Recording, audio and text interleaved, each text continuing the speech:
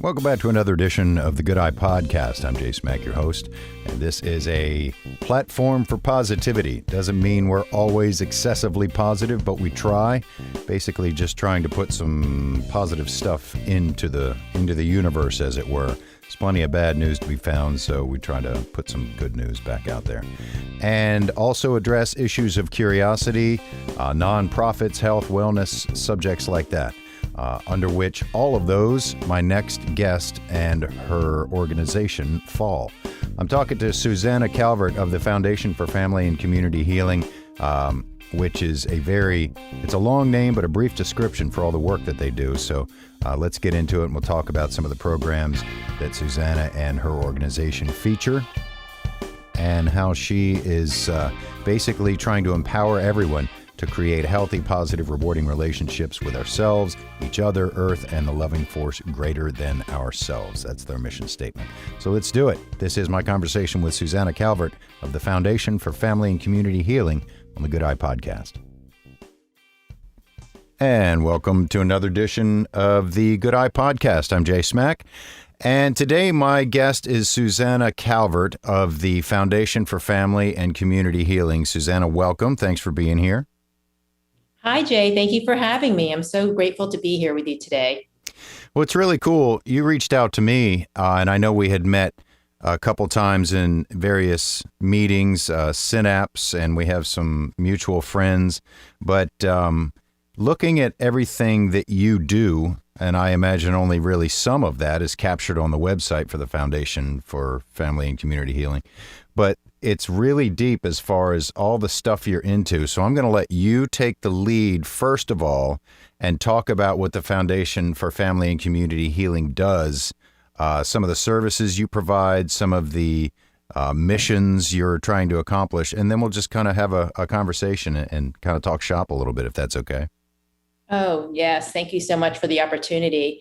So the Foundation for Family and Community Healing is seeking to address the challenges that we know that people, families, and communities are facing all over the world with anxiety, depression, loneliness, conflict that were rampant even before the pandemic and have only just gotten worse. And so many of these problems we sense have to do with what I feel to be is like a lack of skills in how we can create good mental, emotional, and relationship health, starting with ourselves, and then so that we can create those relationships with each other and Earth as well. And our workplaces and schools are teaching this to some degree, but some of the skills that underlie our ability to be successful in schools and workplaces are just fall through the cracks.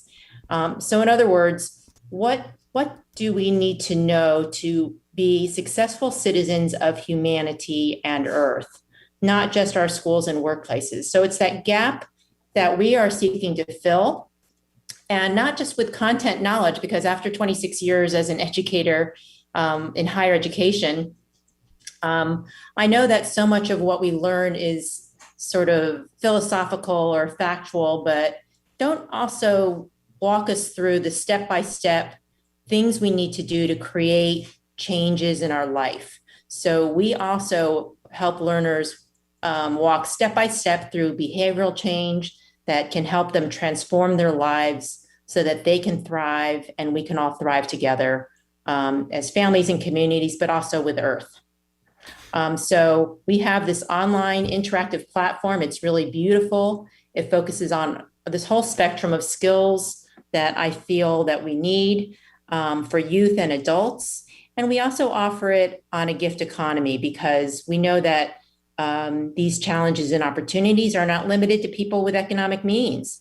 So we offer it to everybody and just ask people to pay what they are able. It's available 24/7 to anybody with a smartphone or an internet browser and on a growing array of topics. It's suitable for people to do by themselves, in pairs, maybe a mentor-mentee, employer-employee, parent-child, or in groups, whether it be in a classroom, a workplace, a community organization, wherever. So it's a very flexible product, and I believe is the solution that everybody needs now, so that we can create the lives that we're all looking to have. Well, you mentioned the fact that students at whatever age don't really get a lot of guidance when it comes to understanding relationships and self-awareness and self-care. If it were a classroom setting, like you mentioned, and I'm looking at the website now, and I assume some of the stuff you're talking about is under your learning modules That's right. section under HERD, Healing, Education, and Relationship Development.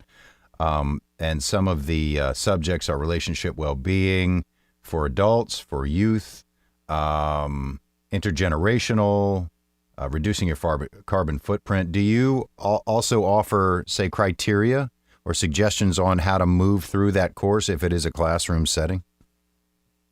The modules are all set up as groups of lessons, and they range in size from 5 or 6 lessons to maybe 12 or 13. And each lesson is designed to be 20 to maybe 30 minutes in length if you were to go through it, on your own, or go through it on average. But it can be longer or shorter depending on how fast you move through the reflection and discussion exercises. And they're also designed, the ones that are encouraging behavioral change, benefit from having time to practice and experiment with that skill in between. So we tend to explain that in the beginning of each module so that a teacher, educator, or facilitator can then incorporate it in however makes sense. But, they're also conducive to just going through in a day-long retreat or something like that. I think that's less ideal because you don't have that time to practice, but sometimes that's a better format. And learners can pick and choose what's most important and go from there, which is fine too. People could also just pick and choose lessons. Maybe they just want to have a quick workshop or just do a 2 or 3 hour thing, and they can pick and choose from, a growing list of topics. So we want it to be as flexible as possible. It's also a great HR tool. So HR facilitators can just act as discussion leaders as opposed to content experts. And it's sort of a program in a box that they can just take and use right away without being a content expert. So they're very flexible and adaptable. Yeah, it looks like it. And it looks like it's serving the greater need for all of us, especially now. It seems as the anxiety and the stress level rises, whether it's global events or something like COVID, there are also reactions to it that also seem to permeate and populate programs such as yours, finding more and more people into meditation and yoga, and at least more and more people being aware of self-awareness, which can help. It's just a matter of it feels like it's always balancing out, and when the forces on the side creating the stress being reactionary, and I have to throw social media into that. There's definitely good things about social media, but it also has created so much stress and awareness because we're seeing so much in real time, a lot of which is not factual, and people treat it like they're facts, the sky is falling kind of thing. Do you address within the program somehow or in your own practices how to deal with social media and how to recognize, I guess on a meditative level, seeing the threat, seeing the anxiety, which sort of robs it of some of its power? Basically, I'm throwing a lot at you, but can you weigh in on social media and its effect on anxiety and whether that's addressed in these programs? Yeah, we don't address social media specifically, but it is just part of the noise that is anxiety and stress provoking in each of us. So social media is basically a stimulus, right? Or an antecedent, as it's called in cognitive behavioral therapy. And that antecedent can cause us to feel stressed or sad or angry. That's our behavior, or that's what we do with it. And then we might then act out, say something, do something, overeat, overdrink, overshop, whatever. And then there's a consequence to that. And so just understanding that those have a relationship to each other, like what are my antecedents that cause me to overeat or, get angry and yell at people or rant on social media? And then what are the consequences by having that self-awareness, as you mentioned, and noticing it and identifying it, then we have the power then to change it. Because when it's flying beneath our radar, we're just being reactive with our reptilian brain like amoeba. But by engaging our consciousness with it and our intentions, we can say, I don't really like the consequences of this. What's causing it? And then what can I do in between? So our relationship well-being, there's a reason why we have 3 versions of it, because it's so critical. We go through this kind of process, and we ask people to attend to it every week. And some of the things that we can do to change our behavior is to change our beliefs and perspectives about that antecedent or that stimulus. So I could say that person was being really mean to me, but by being mindful, which creates more space for me to be aware and to plan something different, by examining my belief and questioning it, maybe finding a different way to think about it, can change my belief and then my behavior, and then change the consequence. And that's all it is, it sounds easy in practice. Of course, it's harder, but it starts with that awareness and a willingness to try something different and practice and experiment. And, in the end, like everybody has to develop their own process and formula. Yours is going to look different from mine. And so when we just intellectualize these processes and we skip over the actual practices, well, no wonder it doesn't cause behavioral change. So having that discipline or the structure to go through these exercises with ourselves and the awareness and trying different things and observing different consequences is what can help us develop these healthier habits. So it is beneficial to do it with a partner or a group so that there's the consistency and structure and accountability. But that was a great question, Jay, and it applies to everything in our life, not just social media. And there's a couple things you keep mentioning that I find really interesting. One is one of my favorite words ever, and that's practice. Everything is a practice, whether it's mindful eating. I mean, even if it's addiction, practice of addiction makes the addiction worse. But the practice of accomplishing anything, especially when it comes to self-awareness or wellness, is work. It's not just, I heard an interview recently with a meditation facilitator, and the person he was talking to was not a meditator, and they got on the subject, and the guy who doesn't meditate said, well, the idea of meditation is to completely clear your mind, right? And the guy said, actually, no, it's the opposite. There's always a lot going on in your mind and around you. The challenge is to identify it and see it and lean into it, thereby robbing it of its power. Now, we mentioned social media, that was, of course, social media is kind of the dragon. It's the big identifiable evil that we can all point to. But what do you think are some of the biggest obstacles when it comes to, and this is the other thing that you mentioned, doing these practices with a partner or a class, because then you're accountable, ironically, also referencing back to your whole relationships theme and your relationships mission. What are some of the obstacles you see most commonly to having healthy relationships, whether it's with yourself or others? That's a great question. I think it has to do with that self-awareness again, Jay. And because, I can just use myself as my own example, because I was probably pretty terrible about being in relationships when I was young, as probably, many of us are. But I didn't know what I didn't know. And I didn't realize how I was contributing to relationship dysfunction and discord.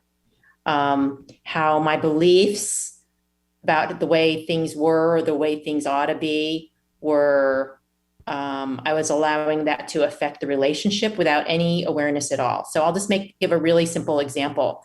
Those of us who grew up in this country, myself included, were raised on this fairy tale theme of fantasy of, the hardest part of being in a love relationship is finding Prince Charming, and then you live happily ever after. Well, that's just a huge fallacy. And I think it's a damaging myth, because The truth is that a good relationship takes effort.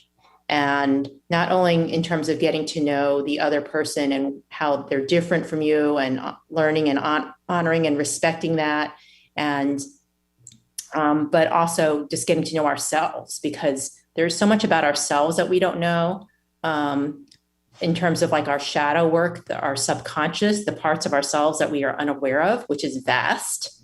And we can let those issues interfere with our ability to create good relationships. They hijack us in ways that we are unaware of. And so until we're aware of them and that we are willing to recognize them and heal them, they're going to just keep bubbling up like those dragons or demons or icebergs that they are. And I just truly believe that everybody is well-intentioned. Everybody has good intentions for the most part. And but yet we can't get along with each other. So if we just do that inner work for ourselves and learn to really listen to others, we can do much better. That's really interesting. And it brings me to the subject of, to put it bluntly, fear, and how much fear plays a part, whether it's fear of the unknown, fear of lack of control.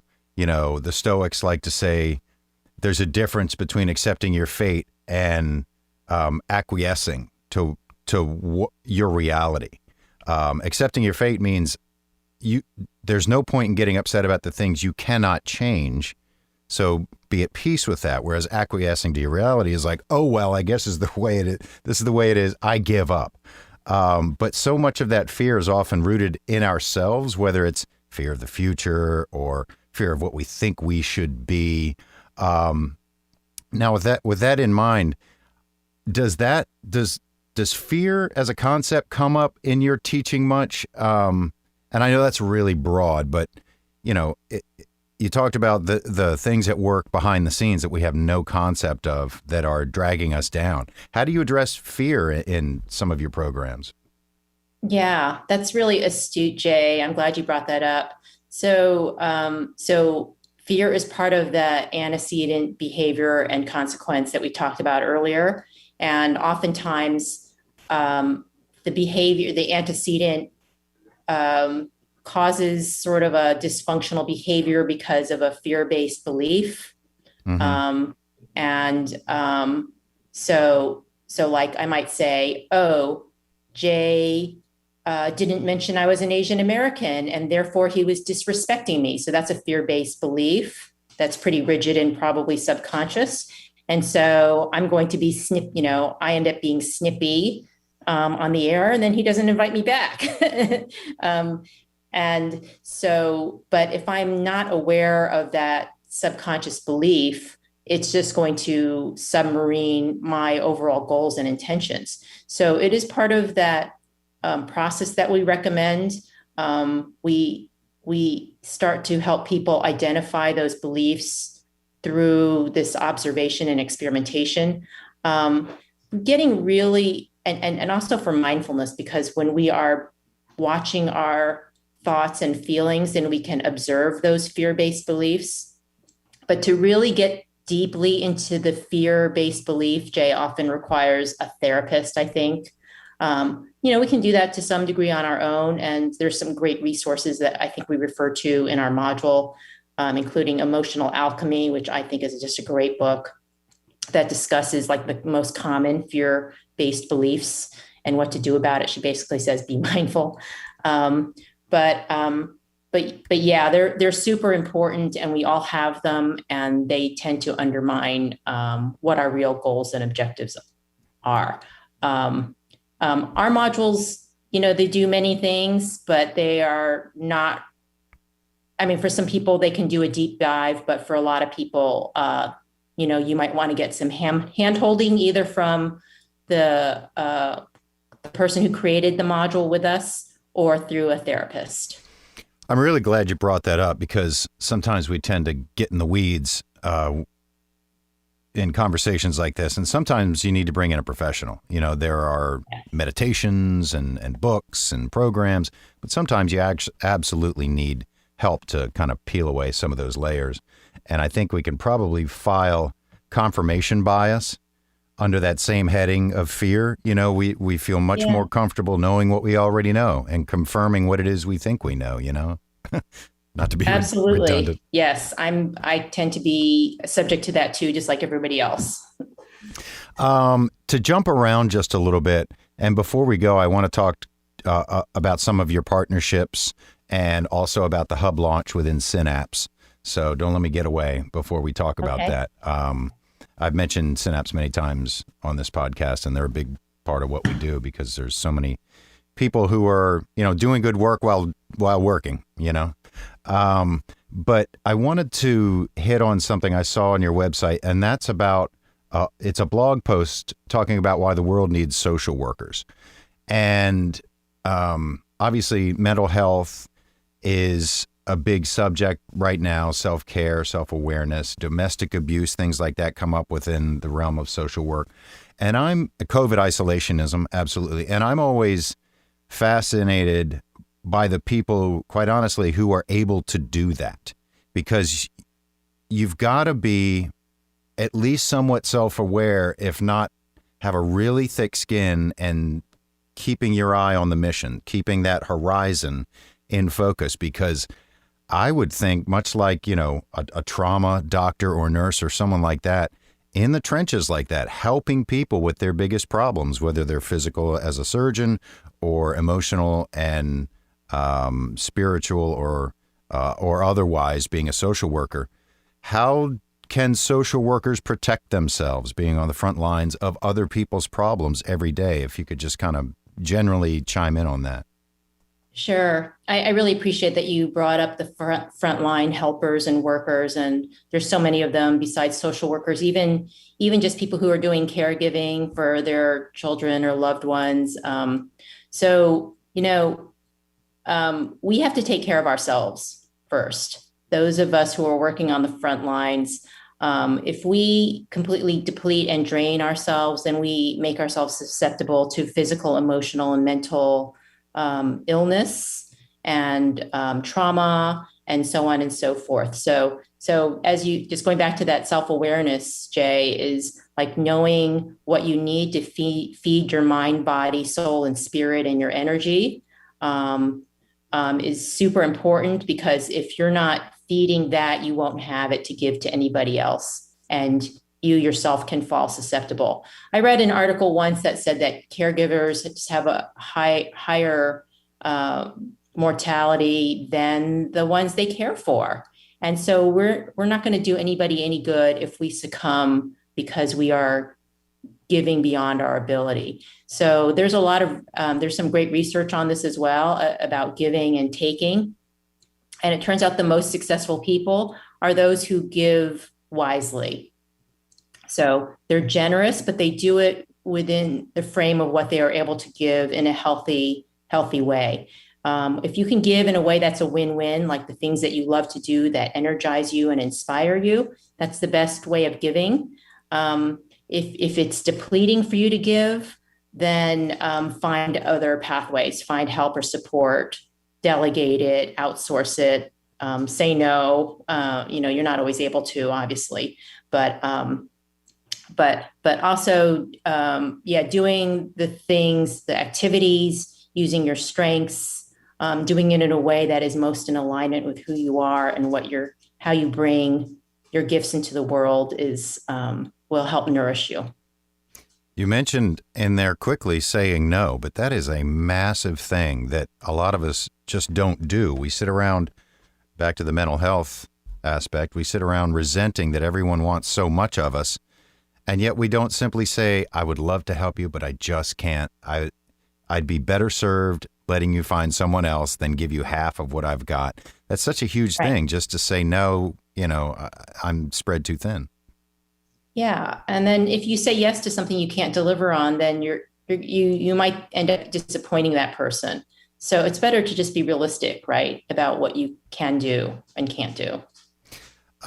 We had a brief phone conversation before doing the podcast last week, and you mentioned, and I don't remember the time frame, but the Foundation for Family and Community Healing hasn't been around that long, right? When did you start the organization? We started at the end of 2018 after I lost my sister and husband to cancer. Mm-hmm. So we're less than 4 years old. So we're in this beautiful growth phase where we are starting to secure partnerships and alliances to help get our learning modules out to communities who they feel would benefit from them.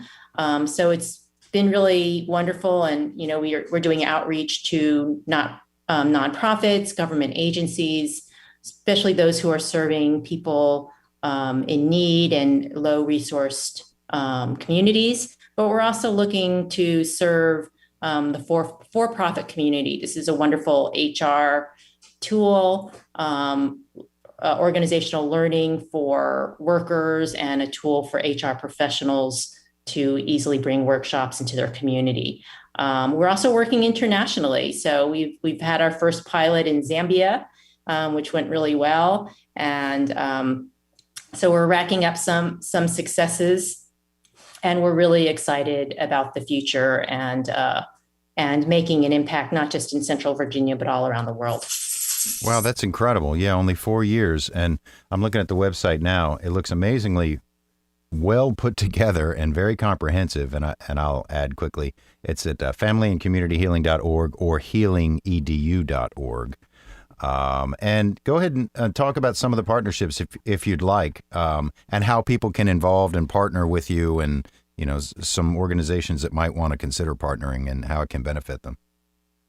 Yeah, so in addition to working with our content providers, because not all of those modules were provided by me, we also, as I mentioned, partner with organizations where they feel their communities would benefit from having access to our modules. So we have an organizational partnership with the City of Richmond Office of Community Wealth Building. So they have access to our modules for their 900 or so community members and their staff.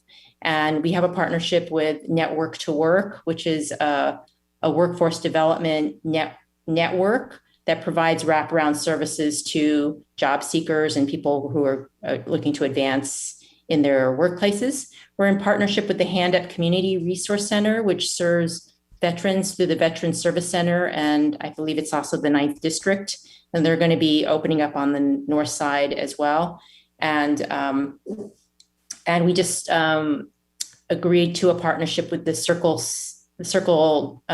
Center Adult Day Center, which takes in elderly people for day services, and we have some other smaller partnerships around the region and now in Zambia, as I mentioned. We are looking for partnerships with schools and school districts, for-profit organizations, not nonprofits, and so forth, because again, we just really feel that this is a solution that our families and communities need, regardless of their ability to pay, and regardless of their location. So we would really love to hear from anybody who would like to bring this innovation into their community, or we invite people to just come to our website and try it out. Again, you can do it on your own for yourself or your family at healingedu.org. And we have a growing amount of content on a variety of subjects. The Navigating Anxiety module, I think, is probably of a lot of interest to people right now, as well as the one on happiness, like just how to create a thriving life for yourself. And we have a new module on 6 layers of joy. There's also a pretty new module called Hearing for Healing. I believe that so much of our conflict in our lives is because we are not really taught how to listen deeply to each other. So this walks you through some of the skills and practices to do that. Yeah, there's so much there. And of course, you've got an extensive social media presence, Twitter, Instagram, Facebook, LinkedIn, YouTube, all that. And a radio show on WRWK. The guy, Chris Maxwell, who began that, also started WRIR, the independent station. And with my radio background way back when, I volunteer at WRIR. I firmly believe in independent broadcast voices. So congratulations on that. Talk about your radio show a little bit and your blog on Psychology Today. Okay, thanks. The radio show is called Finding Our Fit. It airs Thursdays at 5 p.m. at WRWK 93.9 FM. It also streams on their webpage, YouTube, and Facebook Live. And we talk about finding our relationship, creating a healthy relationship with everything and everybody in our lives. And oftentimes, as you mentioned, that includes ourselves, how to be in a healthy relationship with ourselves. And also Earth, because I feel like we are in a dysfunctional relationship with Earth, which to me is the reason we've not made more progress with climate change. I also have a blog on Psychology Today. Let's see, I forgot the name of it, but you could just Google it. It's also linked to on our webpage and social media. But I also write about these subjects. Right now, I'm writing about intimacy matters, and how to deepen your relationship with each other, but also with yourself first, because you can't share from the heart if you're not there listening to your heart. I want to get to some of the other things you have going on, including the Synapse thing, but this just popped into my head. How important do you consider physical activity to mental health? And I ask that as someone, I do a lot of cycling events and fundraisers for cycling. And if I couldn't go get on my bike, at least preferably every day, but at least every couple days, and really it's a meditation, but it's also, you struggle, it's something to overcome each time. How do you consider the relationship with mental health and physical health? Oh gosh, I'm glad you brought that up. There's a huge relationship, as you would imagine.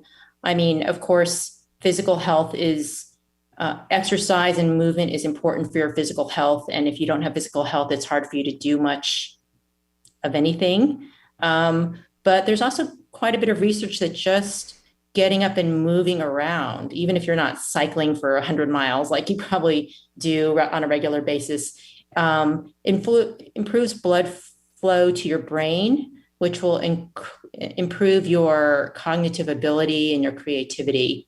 And even just taking breaks, regular breaks, is really important because, I used to think, Jay, that just having a really active brain was a real asset, and I was really proud of it. But the truth is that our brains need rest too. And when we're not actively thinking and problem solving, or reading something on social media, that our brains, when they have that downtime, can do a lot of creative work in the background. So even that brain rest is also important. So, and our bodies need rest too. So engagement, exercise, and rest are important for our bodies and our mind for us to be functioning at our optimum. Yeah, it's a big part of my life. Let's talk about the Synapse Hub that you're launching. Synapse is the networking group that revolves around community engagement and primarily nonprofits. So it's the business community, a lot of small business owners, entrepreneurs, but it's also the nonprofit community. And in keeping with the theme of the growth of your organization and the outreach of your organization, Synapse is now all over the country and several other countries, including Ireland and Uganda, parts of Africa. So talk about the hub that you're launching. And incidentally, guests can come if they go to the Synapse website and sign up. So this is not an exclusive event, but talk about that a little bit. Absolutely. Thanks for bringing that up. So we're pretty new to this Synapse community, which is just a beautiful model where the meetings are focused around nonprofits. And so when a nonprofit has a regular meeting, it's called a hub. So we finally are launching our own hub. It's called Hub 002. So we were given a great number. And we're going to have our launch party on September 13th at 4 p.m. at Brambley Park. But it's also a hybrid. So if you want to just join us by Zoom, please join in. And as Jay said, you don't have to be a Synapse member to attend. Thereafter, we're going to be meeting the second and fourth Tuesdays at 4 p.m. At one of our board members' law offices near Willow Lawn. And it's a great way to just stay in touch with what the foundation is up to, but also meet the wonderful people who are part of the Synapse community. It's really a group of very generous, talented people such as yourself. And we would love to see you there or at any other Synapse event. Well, I'm actually the hub leader over at the McShin Hub number 12. And McShin is an organization that advocates and helps people in recovery and tries to overcome addiction. And they run a number of sober houses and resources like that. So maybe we can do a joint meeting sometime, which within Synapse is called a Hubba Hubba. I would just love that. I so admire the McShin Foundation. Yeah, and I see a lot of complementary aspects of the two organizations between you and McShin. So that'd be fun, I think. Yeah, and it's just wonderful that you're the hub master, right, for McShin? Right. Yeah, the hub leader. Yeah. Our hub leader is Arthur Brill, this brilliant sculptor in Ashland. So, the hubs would not work without the hub leader. So thank you for your willingness to support a nonprofit. Oh, yeah, absolutely. The McShin is close to my family's heart, but they actually took a step back for a minute. So now they're coming back into the fold within Synapse. So it's exciting. So we'll have to do one of those. But Susanna, I don't want to let you go until I give you the opportunity to hit on anything we may have missed. We can't solve it all in these sessions, but I like to open it up in case there's anything you want to mention, like an event. Oh, I don't think we talked about the event in November that you have coming up. But anything else you'd like to mention? Yeah, thanks. So we are having our first official fundraiser event on November 18th, due to the generosity of the Crossroads Art Center. So thank you, Crossroads. It's going to be a silent auction that evening. And so we would love to have you attend, and or if anybody out there has anything they'd like to donate to the foundation for the silent auction, we'd very much appreciate that. We have a great lineup of items for auction, very much due to the generosity of the Rotary Club, who's going to be partnering with us.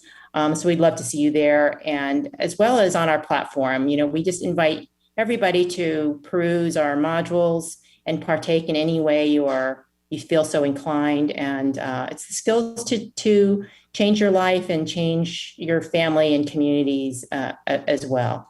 Again, we're at healingedu.org, and we'd love to talk with you if your community would like to bring this innovation into your organization and empower your learners to thrive together.